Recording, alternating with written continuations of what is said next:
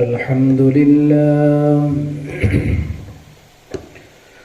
الحمد لله نحمده ونستعينه ونستغفره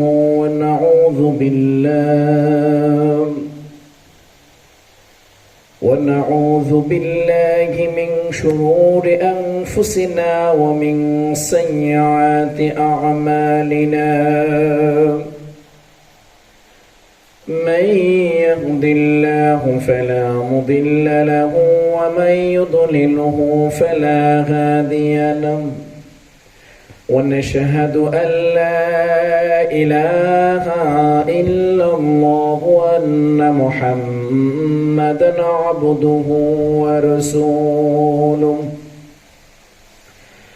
أرسله بالحق بشيرا ونذيرا وداعيا إلى الله بإذنه وسراجا منيرا وقد قال الله تعالى في كلامه المجيد وفرقانه الحميد أعوذ بالله من الشيطان بسم الله الرحمن الرحيم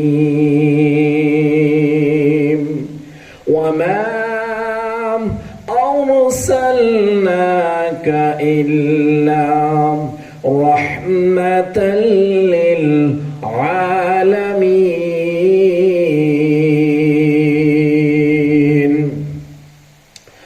صدق الله العظيم وقال رسول الله صلى الله عليه وسلم لا يؤمن أحدكم حتى أكون أحب إليه من والده وولده والناس أجمعين إن الله وملائكته يصلون على النبي يا أيها الذين آمنوا صلوا عليهم وسلموا تسليما بلغ العلم بكماله كشف الدجى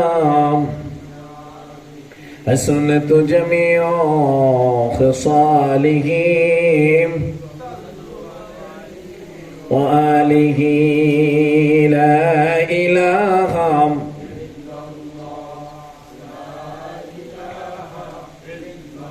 لا إله لا إله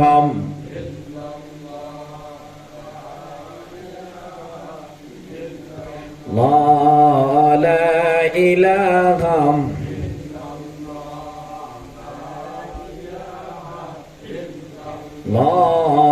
لا إله لا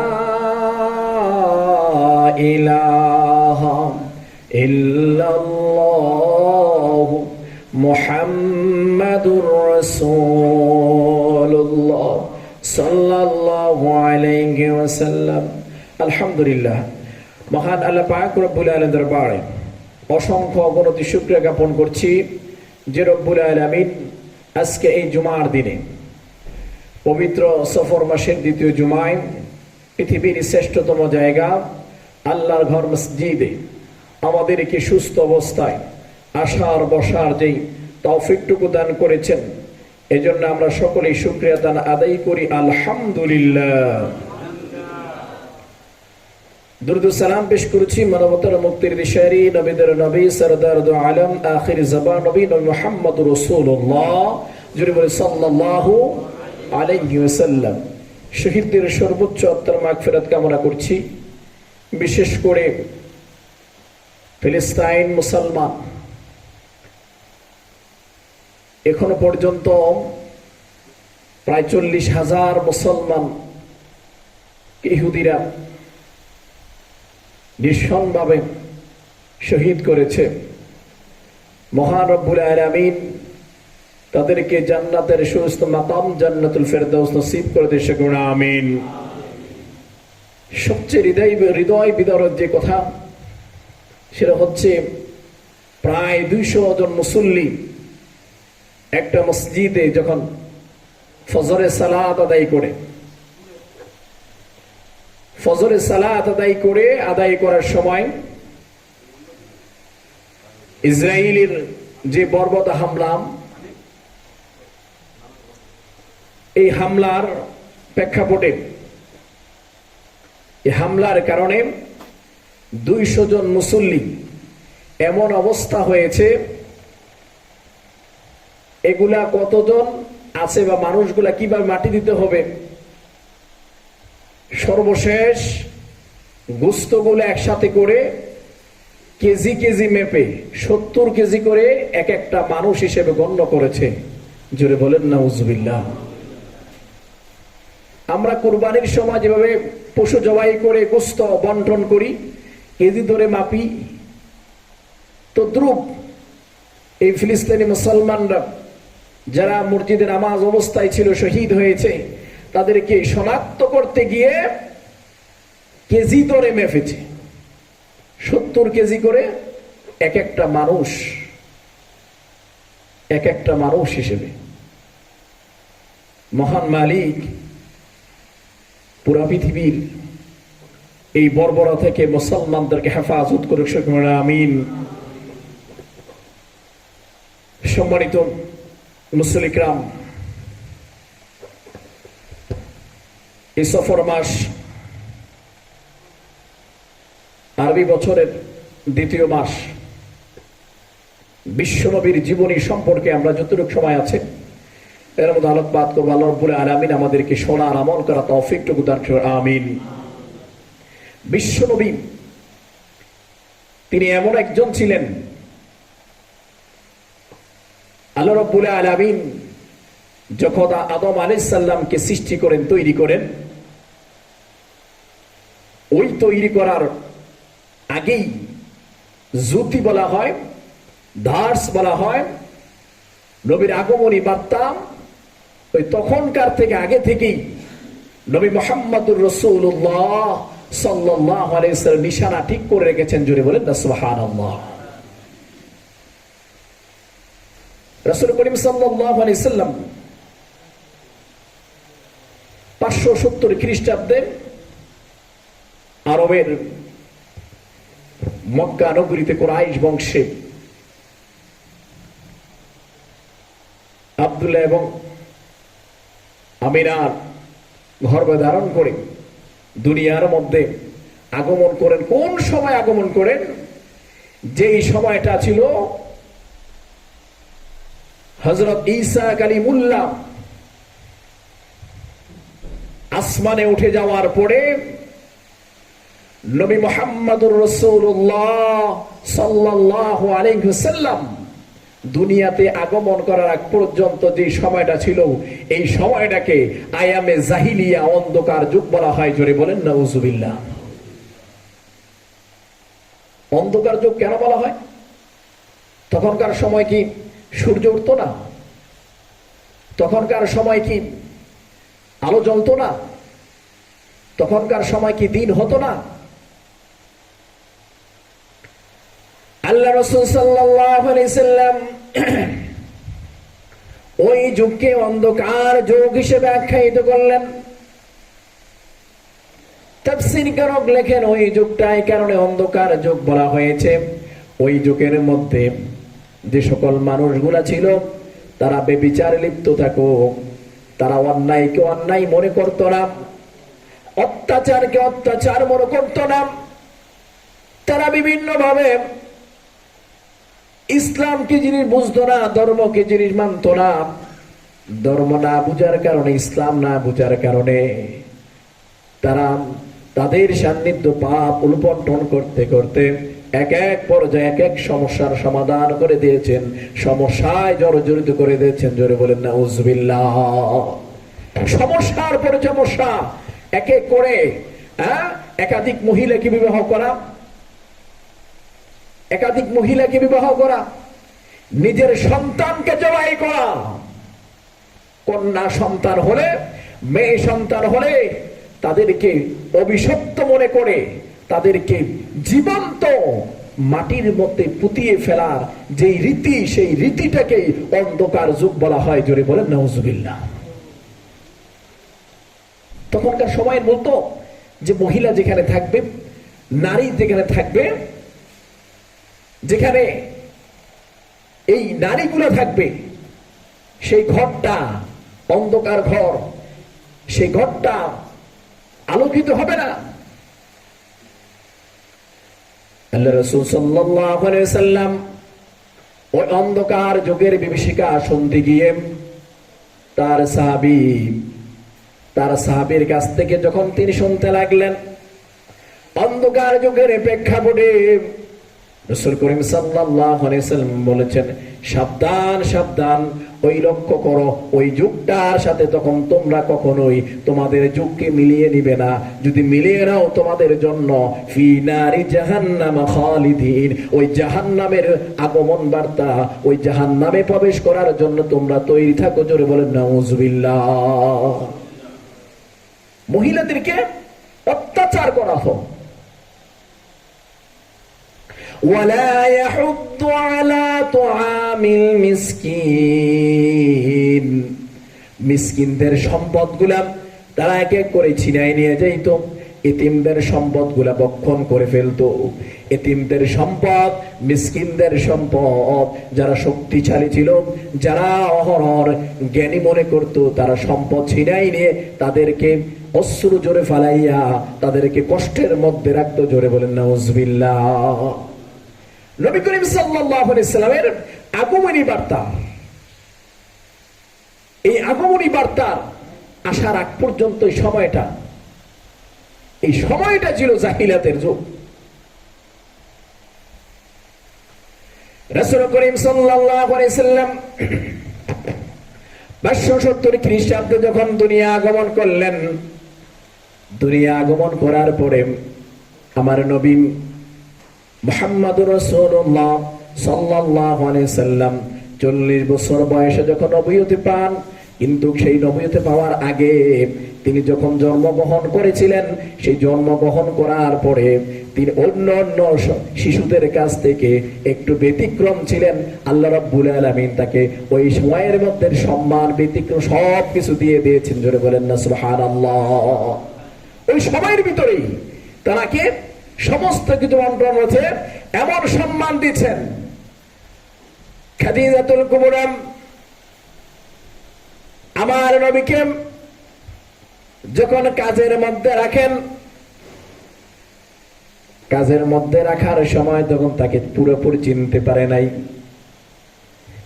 আমার নবীর চাচা আবু তালিব যখন খাদিজার কাছে নিয়ে গেলেন, কোন অবস্থায় নিয়ে গেলেন, নবী করিম সাল্লাল্লাহু আলাইহি সাল্লাম শিশু অবস্থায় যখন দুনিয়ায় আগমন করার আগেই বাবাকে হারাইলেন। বাবাকে হারানোর পরে নবী করিম সাল্লাল্লাহু আলাইহি সাল্লামকে যখন বাজারে নিয়ে গেলেন দুধ পান করার জন্য, লোক যখন ঠিক করলেন, বিবি হালিমাতুস সাদিয়া ওই সময়ের ভিতরে তিনি সবার শেষে যখন আসলেন, নবী মুহাম্মদুর রাসূলুল্লাহ সাল্লাল্লাহু আলাইহি সাল্লাম ধন্যাঢ্য ছিলেন না। সামান্য কিছু মোহর তার পাশে রাখা হয়, এই জন্যে তাকে কোনো ব্যক্তি নিতে চায় না। সবাই বড় লোক দেখে বেশি সম্পদশালী দেখে তাকে আস্তে আস্তে নিয়ে গেল। সবার শেষে বিবি হালিমাতুস সাদিয়া তার উট নিয়ে আসলেন এবং দেখলেন একটা শিশু এখানে আছে, যে শিশুটা হচ্ছে মুহাম্মাদুর রাসূলুল্লাহ সাল্লাল্লাহু আলাইহি ওয়াসাল্লাম।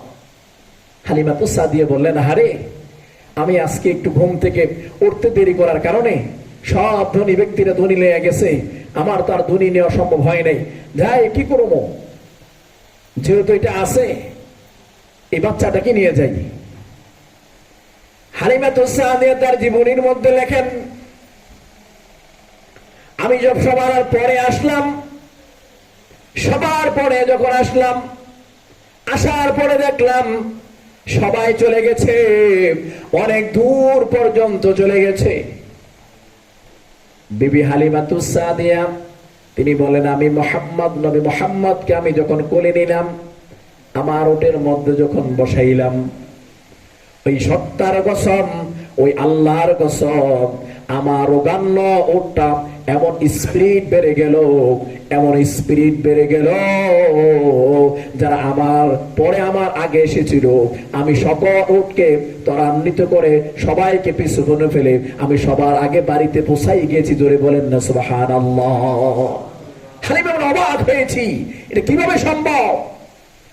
এমন রোগান্বিত উট, যেখানে নবী মুহাম্মদ রাসূলুল্লাহ সাল্লাল্লাহু আলাইহি সাল্লামকে রাখার সাথে সাথে উট এমন করে দৌড়াইলো, এমন অবস্থায় দৌড়াইছে, একটা সামনে যত তাগড়া তাগড়া শক্তিশালী উট ছিল, সমস্ত উটকে পিছনে ফেলে আমার উটটা সবার সামনে চলে গেছে। ধরে বলেন না সুবহানাল্লাহ। বিবি হালিমাতুস সাদিয়া নবী করিম সাল্লাল্লাহু আলাইহি সাল্লামের বর্ণনা করতে গিয়ে বললেন, নবী মুহাম্মদ রাসূলুল্লাহ সাল্লাল্লাহু আলাইহি সাল্লাম শিশুকাল অবস্থা থেকেই, তিনি শিশুকাল অবস্থা থেকেই সমান ছিলেন। বন্টন নামা তার সমান ছিল, বন্টন নামা সমান ছিল। কারণ আমার যখন একটা সন্তান ছিল, নবী করিম সাল্লাল্লাহু আলাইহি সাল্লাম যখন দুগ্ধ পান করতেন, তিনি একটার বেশি আরেকটা দুগ্ধ খনি পান করতেন না। জোরে বলেন না সুবহানাল্লাহ। ইনসাফ তখন থেকে শুরু করেছেন তিনি, ইনসাফ প্রতিষ্ঠা, যে আমার একটা দুগ্ধ ভাই আছে, আমি যদি দুইটাই গ্রহণ করি তাহলে ওই ভাইটা কি করবে? নবী করিম সাল্লাল্লাহু আলাইহি সাল্লাম তখন থেকেই এই ইনসাফ করে গেছেন। এরকম ভাবে তিনি যখন বড় হতে লাগলেন, যখন আব্দুল মুতালিব ইন্তেকাল করলেন, তখন তার দায়িত্ব তিনি তার চাচা আবু তালিব গ্রহণ করলেন। আস্তে আস্তে করে আবু তালিব ব্যবসার সাথে নিলেন। আবু তালিব বলেন, আমি যেখানে আমার চাচাকে নিয়ে গেছি, আমার ভাতিজাকে নিয়ে গেছি, যে ব্যবসায় গেছি, ওই ব্যবসায় আমার সবচেয়ে বেশি, এবং সবচেয়ে বেশি আমি লাভবান হয়েছি। জুড়ে বলেন না সুবহানাল্লাহ। মুহাম্মদ রাসূলুল্লাহ তিনি সবচাইতে, তিনি বলেছেন এর চাইতে বেশি আমার কোনো বাজার হয় নাই। আমি যখন যে বাজারই কাজ করতাম, যে বাজারই আমি বেচাকেনা করতাম, সব বাজার থেকে নবী মুহাম্মদ রাসূলুল্লাহ সাল্লাল্লাহু আলাইহি সাল্লামকে যেখানে নিয়ে যাইতাম, সেই বাজারটাই রহমত দিয়ে পরিপূর্ণ হয়ে যাইত। জুড়ে বলেন না সুবহানাল্লাহ। মুহাম্মদ রাসূলুল্লাহ সাল্লাল্লাহু আলাইহি ওয়াসাল্লাম ওখান থেকেই আল্লাহ রাব্বুল আলামিন বলেন, ওয়া মা আরসালনাকা ইল্লা রাহমাতাল লিল আলামিন। আমি নবী মুহাম্মদ রাসূলুল্লাহ সাল্লাল্লাহু আলাইহি সাল্লামকে তোমাদের কাছে দুনিয়ার মধ্যে প্রেরণ করেছি, কেন শুধু একটা ব্যক্তির জন্য নয়, গোটা দুনিয়ার জন্য, গোটা সকল শ্রেণীর মানুষের জন্য, প্রাণীর জন্য রহমত হিসেবে আমি নবীকে পাঠিয়েছি। জোরে বলেন না সুবহানাল্লাহ। রহমত, গোটা দুনিয়া যা কিছু আছে, গাছ গাছালি থেকে শুরু করে মানুষ নক্ষত্র, সমস্ত কিছুর জন্য আমি আমার নবীকে রহমত হিসেবে পাঠিয়েছি। জোরে বলেন না সুবহানাল্লাহ। মুহাম্মদ রাসূলুল্লাহ সাল্লাল্লাহু আলাইহি সাল্লাম, ওই মুহাম্মদ এমন ছিলেন, যখন নবুয়তি আসেন নাই, যখন কোরআন নাজিল হয় নাই, তখন সব সুরে এক বাক্যে মুহাম্মদ রাসূলুল্লাহ সাল্লাল্লাহু আলাইহি সাল্লাম বিশ্বাস করত, আর বিশ্বাস করে তারাই আল আমিন নামে ডাকতো। জোরে বলেন না সুবহানাল্লাহ। আল আমিন, বিশ্বাসী ব্যক্তি। তারা সমস্ত তাদের ধন সম্পদ মুহাম্মদ রাসূলুল্লাহ সাল্লাল্লাহু আলাইহি সাল্লামের কাছে গচ্ছিত রাখতেন। লোকেরা প্রশ্ন করে, তোমাদের নেতা আবু জাহেল, কিন্তু তোমরা আব্দুল্লাহর ছেলে মুহাম্মদের কাছে এই সম্পদগুলো রাখো, এটার কারণটা কি? তোমাদের নেতা তো এটা নয়।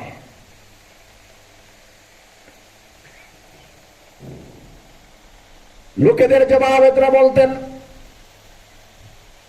নবী মুহাম্মদ রাসূলুল্লাহ সাল্লাল্লাহু আলাইহি সাল্লাম দুনিয়ার জন মুহাম্মদ আমাদের নেতা না হতে পারে, আবু জাহেল আমাদের নেতা হতে পারে, আবু জাহেল আমাদের নেতা, কিন্তু আমাদের সম্পদ দিয়া আমরা আবু জাহেলকে বিন্দু পরিমাণ বিশ্বাস করি না। জোরে বলেন নাউজুবিল্লাহ। বিন্দু পরিমাণ বিশ্বাস করি না। সে নেতা হতে পারে, কিন্তু নেতার এমন চরিত্র যা আছে সবগুলা খেয়ে শেষ। জোরে বলেন নাউজুবিল্লাহ। নেতার এমন চরিত্র, এখন যা দেব আধা ঘন্টা পরে সেটা হিসাব পাওয়া যাবে না, এমন নেতা। বর্তমানে যারা এই জাতীয় নেতা আছে, যারা দুর্নীতি করেন, যারা দেশকে লুণ্ঠন করে, তারা ওই আধিপত্য, ওই আবু জাহেলের বংশধর হিসেবে গণ্ডিত হয়। ওই আবু জাহেলের বংশধর। কারণ আবু জাহেলের যে অভ্যাস ছিল লুটপাট করা, আবু জাহেলের যে অভ্যাস ছিল সবকিছু ধ্বংস করে দেওয়া, কিছু কিছু নেতার চরিত্রের মধ্যে এখনো ফুটে ফুটে ওঠে। মুহাম্মদ রাসূলুল্লাহ সাল্লাল্লাহু আলাইহি সাল্লাম ইসলামের জন্য, কোরআনের জন্য জন্মভূমি মক্কা ছেড়ে দিতে হয়েছে। জন্মভূমি মক্কা ছেড়ে দিয়ে হিজরতে মদিনাতে গিয়েছে। আজকে আমরা মুসলমান, তখনকার কিছু নামদারি মুসলমান হয়েছে। আব্দুল্লাহ ইবনে উবাইয়ের মতো মুনাফিক, যারা নবীর মুসলমান গ্রহণ করে মুসলমান তিনি হাস্যকর করত। এখনো যারা কিছু কিছু আছে, যারা আবার অনেকে বলে না কাফের অনেক ভালো, তখনকার সময় বলতো কাফের অনেক ভালো, এরকম করে চিহ্নিত করত। এই জন্য বলা হচ্ছে, যারা এখনো পর্যন্ত দেখা যায় মুসলমানের জন্য মায়া লাগে না, হিন্দুর জন্য মায়া লাগে, অথচ দেখা যায় ভারতের মতো জায়গায় বাবরি মসজিদ গুলা ভেঙ্গে মন্দির করেছে, সেখানে কোনো আওয়াজ নাই। দেখা যায় ভারতের 600 বছরের মসজিদ গুলা ভেঙ্গে তছতছ করে দিয়েছে। ভারতের যত মসজিদ গুলো আছে, একটা মসজিদের আজানও সুউচ্চ উচ্চ কণ্ঠে মাইকের কোনো ব্যবস্থা নাই। মুসলমান থেকে জিম্মি করে রাখা হয়েছে, সেখানে আর কোনো প্রতিবাদ নাই, সব প্রতিবাদ এই ছোট্ট একটা দেশে। এখানে মায়ার শুধু অবস্থান পরিবর্তী। এই জন্য বুঝতে হবে, যারা ইসলাম থেকে দূরে, তাদের মুসলমানের চাইতে বিধর্মীদের মায়াটা একটু বেশি। আল্লাহ রাব্বুল আলামিন আমাদের সকলকে সঠিক ইসলাম বোঝার তৌফিকটুকু দান করুক, সকলে আমিন। আল ইসলাম দীন মুসলিমিন ওয়া তাআলিমাতুল আলিয়া জাদা মানহুম তাআলিমুল ইসলাম ইকামাতুল আদল ফি মুজতামাল ওয়াদ من عند الله تعالى كما جاء العديد من الأنبياء عليه الصلاة والسلام إلى العالم فإن مسؤولة الراسية بين الواجبات القاصية التي أعطى الله لكم منه في إقامة العدل. وقال الله تعالى ويأمر الله تعالى عمل جميع الأنبياء على إقامة العدل في البدالة ورجعوا ذلك إن تعلم العدالة في الإسلام وتعلم لا يقول عليه ولا يمكن لكم صالح غير المسلم أن يقدروا إن إقامة العدل في العالم هو هدف المجيد النبي الكريم صلى الله عليه وسلم، وقد استطاع من علمه أن يقوم العدل في كل مكان. إن هذا المدعاة في القرآن الكريم والجماعة العظيم الحافظ عليه السلام عليه الإسلام والد التي إذا تبن عالم للإسلام هذا الإبداع على الإسلام الذي جاء في القرآن الكريم اليوم فلا تكونن هنالك فواضيه عالمة وصيات النبي صلى الله عليه وسلم ما تحمل نفسك فأعب بحين غيرك فإذا تصل على هذا الحديث فلا سبيل إلى العادل ما نراه عاده أنبياء وأن نكره اهتمام عليه المتمين الكمال يخوف قواري دفور أن تعني أنك كبير تفكير لحكي الخبار وقال الله تعالى القرآن الكريم كلا إذا دكت الأرض دكا دكا وجاء ربك والملك صفا صفا واحذر لو كان علينا أن ندعو يسمعون إقاربنا وكبار التي نثبت على الحق والعدالة فلا يمكن أن تنفي مسألة العدالة فقد عندما نسكن على العدل يمكن أن تحيي على الظلم إذا لم يكن هنالك عدل في نفسك فيكون أنصر الآخرين بارك الله لنا ولكم في القرآن العظيم أعوذ بالله من الشيطان الرجيم جرى السنة